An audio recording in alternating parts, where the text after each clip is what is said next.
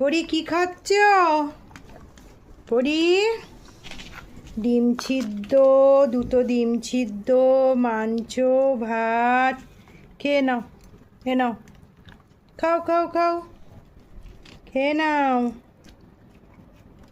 এই কেউ চাইবি না পরির কাছে, পরি কিন্তু খুব রাগী। সাইড থেকে কেউ ইশারা করবি না, পরি দাও পরি দাও পরি দাও। পরি দেবে কেন? এটা পরির খাবার তো। একদম খাওয়ার সময় ডিস্টার্ব না, একদম না।